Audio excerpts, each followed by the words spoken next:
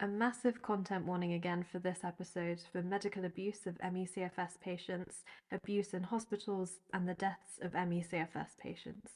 If you feel like you can't handle hearing about that, please just skip this episode and look after yourself. One of the most heartbreaking things about this whole scandal is that we don't know how many people have lost their lives to ME, and we might never know the exact number. In the UK, just between the years 2001 and 2016, the Office for National Statistics recorded 88 instances where ME was mentioned on the death certificate, either as an underlying cause or as a contributory factor of someone's death. That in itself is beyond horrifying, but what about the people who were never diagnosed? What do you think happens when a person is struck by an illness so severe that they cannot eat, drink, or talk, and yet the medical staff treating them won't believe their family when they say that it's a physical illness? What happens when they refuse to give that patient a feeding tube? What happens when a severe ME patient is misdiagnosed as having a psychiatric health condition and then is sent to live on a psych ward, an inappropriate environment which will inevitably make them worse? What happens when a patient cannot work and yet is denied benefits and told that their illness is their own fault? What if they lose their job, get pushed into poverty, and are told that they only have themselves to blame for it? What if their friends and family don't think it's real either? You already know the answer. People lose their lives, and they have, and they continue to. Sophia Mirza lost her life in 2005. She was in her early 30s. Her mother, Creona Wilson, has written about her death, and I will read you some of what she wrote. In 1999, Sophia got the flu. She could not recover from it. By December of that year, she could only leave her bed to have a bath. In June 2000, she was moved onto the 10th floor of a high-rise block of flats. There she would have a bath each day where she relaxed for about an hour. Within 3 months she crashed and had become bedbound. I could not understand why, as she had done nothing different during this time. Sophia's room had to be completely blacked out, and she also wore eye pads as any form of light seared her eyes and affected her in other ways. She had to wear earplugs as any noise or sound, even the sound of a voice, made her even more ill. She could not bear to be touched for the same reason, even though she craved the human touch and the comfort it gave. Since that time she had been unable to have either a bath or a hair wash, as water, too, magnified her symptoms. She was only able to lie on her right side. She had, for most of this time, been unable to speak. She had been unable to read or write, listen to the radio, or have any electrical gadgets in her room. She was unable to have visitors. Her GP, Dr. Firth, was at a loss to what to do. She suggested that I put Sophia away in a home and get on with the rest of my life. I did not agree. Years ago, I had nursed patients with all sorts of diseases. Never had I seen anyone so profoundly ill in so many diverse ways as Sophia. During one of my visits to Dr. Firth, I was told that Sophia had made herself ill and that I was keeping her ill, and as long as I was looking after her, she would never recover. She said that it would be better off with me out of the flat and independent carers installed. In 2001, Dr. Firth approached Professor Findlay at Old Church Hospital in Romford, telling me, for legal protection, of the GP and the surgery. Sophia asked me to research the clinic, which cost thousands of pounds. They told me, when I pressed them for long-term results, that patients usually revert to the point from whence they started. I spoke to a couple of ex-patients who were afraid to have their names used. They said that this clinic was run on the lines of mental health and used graded exercise, although it claimed to be a neurological clinic. They also said that when patients did not get better, that they were given a different diagnosis before being sent home. Sophia elected not to go to the clinic. I was told that if Sophia refused to go to the Old Church Hospital in Romford, or if she did not recover within the following 6 months, that she would be sectioned under the Mental Health Act, then added that if I tried to stop this, then he, Dr. Baginski, would go to the courts to have me removed as the nearest relative. Furthermore, if I did not open the door when they would come to take Sophia away, that the police would be called to smash the door down. When I asked how much better Sophia would get by these proposed actions, the reply was given that it was none of your business, that it was for the courts to decide. The psychiatrist wanted to arrange for me to see a psychologist so that I could understand the good that he, Dr. Baginski, was doing to Sophia. I refused. In July, the professionals returned, as promised by Dr. Baginski. The police smashed the door down, and Sophia was taken to a locked room within a locked ward of the local mental hospital. Despite the fact that she was bedbound, she reported that she did not receive even basic nursing care, where her temperature, pulse, and blood pressure, which had been 80/60, were never taken. Sophia told me that her bed was never made, that she was never washed, her pressure areas were never attended to, and her room and bathroom were not cleaned. The nurse asked me to cook for Sophia, as the processed hospital food made Sophia more ill.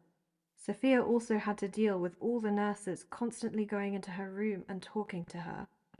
Dr. Baginski made it quite clear to Sophia's solicitor that Sophia would not be released. Sophia's solicitor then requested a tribunal, which was held 2 weeks after Sophia's sectioning. The tribunal lasted 8 hours. They released Sophia. It was too late. The damage had been done.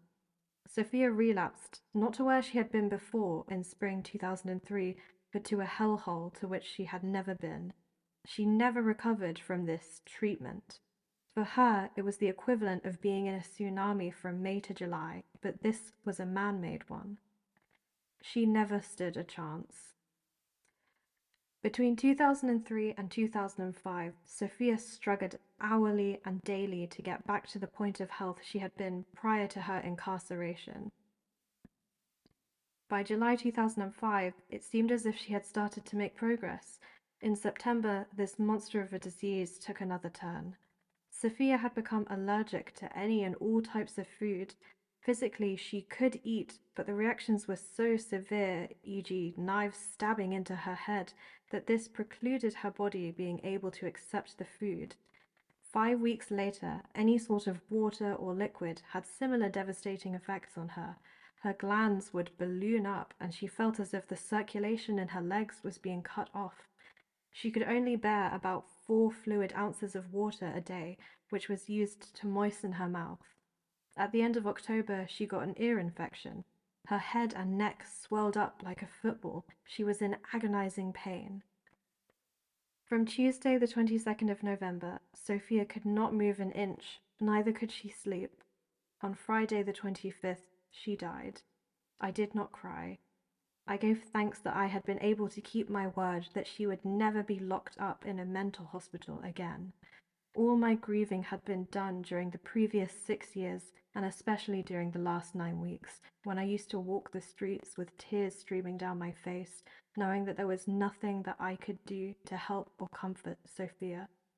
Family and friends came to say their goodbyes to her.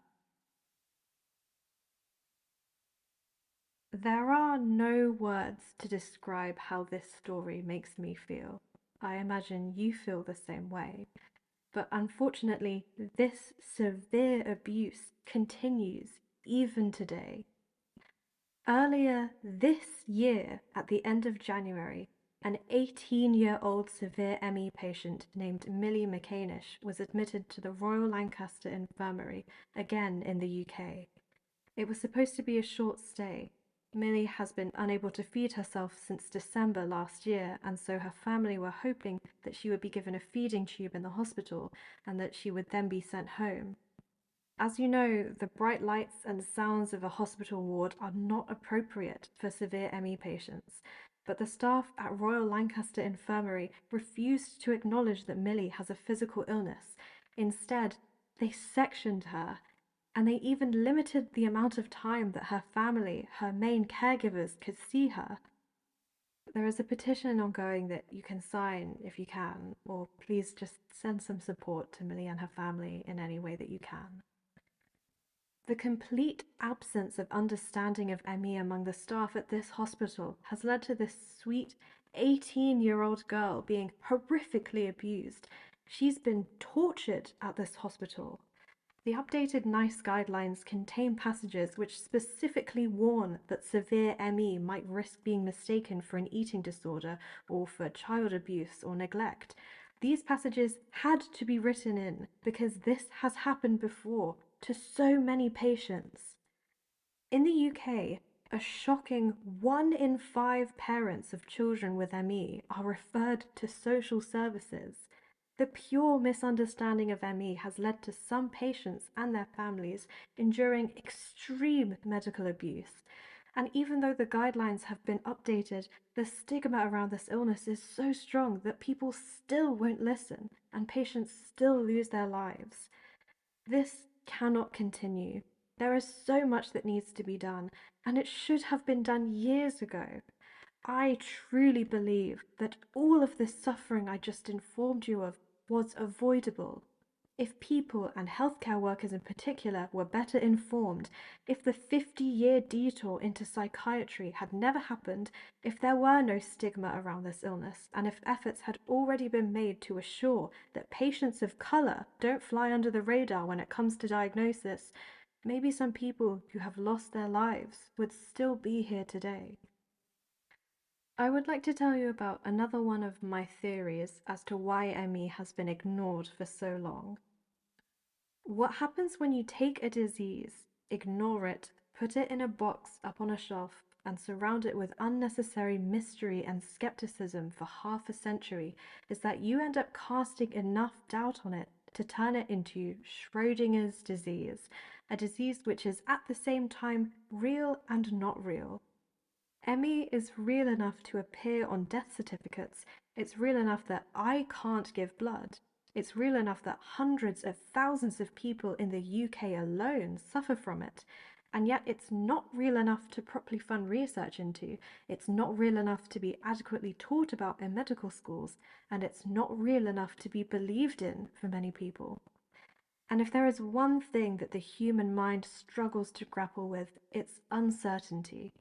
I think that the uncertainty surrounding ME is in itself a trap which creates even more uncertainty. I think that the only way to move forward is to open up the box, take a long, hard look at all of the suffering that has gone ignored up until now, and then finally choose to do something about it as a society. So, here we are in 2024. 70 years after ME was first given a name, and we still have no treatment for this awful disease. I and tens of millions of other patients all around the world still face medical abuse and neglect, and we are still being left alone to suffer in utter despair. And it's not just us. ME isn't even the only post-viral illness whose pathology is not yet understood. Fibromyalgia, mast cell activation syndrome, POTS, lupus, MS, post-treatment Lyme disease.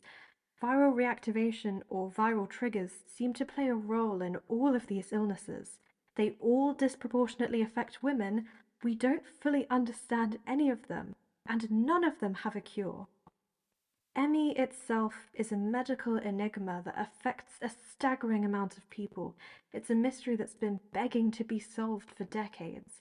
But if we had already solved it, we could have used the knowledge gained as a springboard to go on to solve all these other medical mysteries. Had we patients just been listened to from the very beginning, none of this would have happened. So many people have lost their lives, and so many live today in agony and hopelessness, and I wish I could tell you that that was the end of this ugly story. I wish that that was all that happened, but it gets so much worse.